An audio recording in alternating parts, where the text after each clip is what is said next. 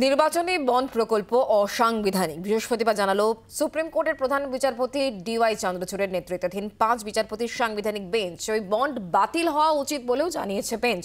শীর্ষ আদালতের বক্তব্য, তথ্য জানার অধিকার আইনকে লঙ্ঘন করছে এই বন্ড।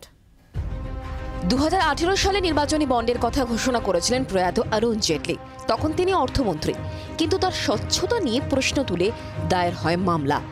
অবশেষে চালু হওয়ার প্রায় 6 বছরের মাথায় লোকসভা নির্বাচনের মুখে নির্বাচনী বন্ড প্রকল্পকে অসাংবিধানিক বলে জানালো সুপ্রিম কোর্ট। বৃহস্পতিবার শীর্ষ আদালতের প্রধান বিচারপতি ডিওয়াই চন্দ্রচূড়ের নেতৃত্বাধীন 5 বিচারপতির সাংবিধানিক বেঞ্চ জানায়, নির্বাচনী বন্ড প্রকল্প অসাংবিধানিক। নির্বাচনী বন্ড প্রকল্প বাতিল হওয়া উচিত।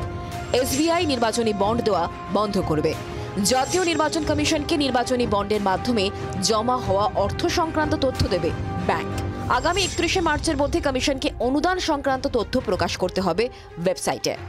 সাংবিধানিক বেঞ্চের পর্যবেক্ষণ, কালো টাকার বিরুদ্ধে লড়াই চলছে ও অনুদান দাতাদের পরিচয় গোপন রাখা হচ্ছে। এই যুক্তিতে নির্বাচনী বন্ড চালু থাকতে পারে না।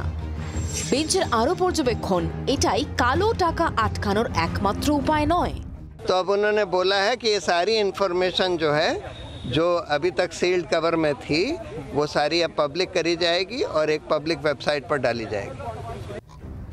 নির্বাচনী বন্ড চালু হওয়ার পর থেকেই তার স্বচ্ছতা নিয়ে প্রশ্ন উঠছিল, শুরু হয়েছিল বিতর্ক।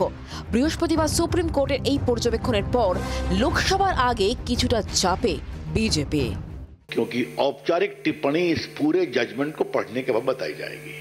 Since the judgment is of a constitution bench running into hundreds of pages, it requires a comprehensive study and thereafter a structured reply. Mamata ব্যানার্জির কাল থেকে ডুগডুগি বেঁচে যাবে, হেলিকপ্টার আর প্লেন চড়া বন্ধ।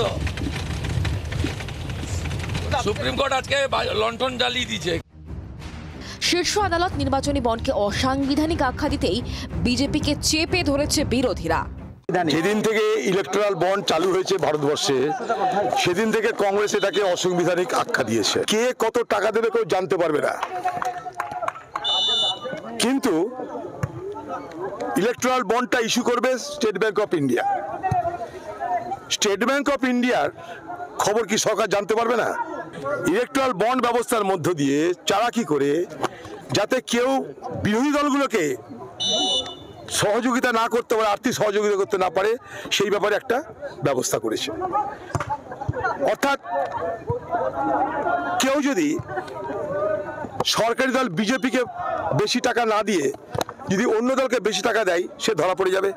তারপরে প্রতিহিংসা শুরু হয়ে যাবে, ইডি সিবিআই লেগে যাবে। দেখবেন ভারতবর্ষে সব থেকে বেশি ইলেকট্রাল বন্ডের সুযোগ পেয়েছে কে? বিজেপি। আঞ্চলিক দল হয়েও তৃণমূলের ভাড়ার পরিপূর্ণ, সেখানে কংগ্রেস পিছিয়ে। এখানে যারা কর্পোরেট এবং পলিটিক্সের যে নেক্সাস, সেটা যদি ব্লাস্ট হবে। এরপর কেন্দ্র সরকারকেও বলবো, এখনই অর্ডিন্যান্স নিয়ে এসে যা করে আর কি, প্রত্যেকটা যখনই সুপ্রিম কোর্টের কোনো রায় পছন্দ হয় না, তখন অর্ডিন্যান্স নিয়ে এসে সেটাকে অর্ডিন্যান্সের রূপ নেয়। এটা নেওয়া অন্যায় হবে। আমরা পরিষ্কার বলছি, মানুষের অধিকার আছে কোথা থেকে রাজনৈতিক দলের টাকার উৎস সেটা জানার। আমরা সুপ্রিম কোর্টের রায়কে স্বাগত জানাচ্ছি।